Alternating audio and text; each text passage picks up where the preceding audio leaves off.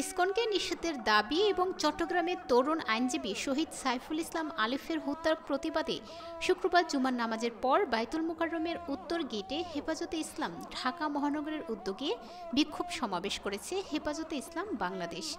এ সময় বিক্ষোভ সমাবেশে মামুনুল হক বলেন, রঞ্জিত করে তাহলে আমরা তোমার বিরুদ্ধে প্রতিরোধ করে তুলব। আমরা সংগ্রামী সাথী ও বন্ধুগণ, হেফাজতে ইসলাম বাংলাদেশ দেশের সকল ধর্মপ্রাণ মুসলমানদের প্রতি উদাত্ত আহ্বান জানাচ্ছে। শহীদ সাইফুল ইসলাম আলিফের হত্যাকাণ্ড আমাদেরকে স্পষ্ট বার্তা দিচ্ছে।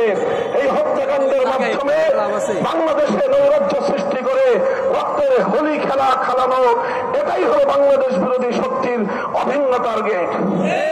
কাজেই তাদের এই ষড়যন্ত্রের পাতা ফাঁদে আমরা পা দেব না। আমরা কোনোভাবেই সহিংস কোনো কর্মসূচি পালন করব না। শান্তিপূর্ণভাবে টেকনাফ থেকে তেঁতুলিয়ায় আমরা তীব্র প্রতিবাদ এবং প্রতিরোধ আন্দোলন করে তুলব। শান্তি হবে আমাদের হাতিয়ার, ধৈর্য হবে আমাদের সৌন্দর্য। শেষ মুহূর্ত পর্যন্ত আমরা ধৈর্য ধারণ করব। আমরা রাষ্ট্রকে বলবো, সরকারকে বলবো, চিন্ময় কৃষ্ণ দাসকে ভালোভাবে রিমান্ডে নিয়ে জিজ্ঞাসাবাদ করে বাংলাদেশ বিরোধী ষড়যন্ত্রের তথ্যগুলো তার কাছ থেকে আপনারা উদ্ধার করুন।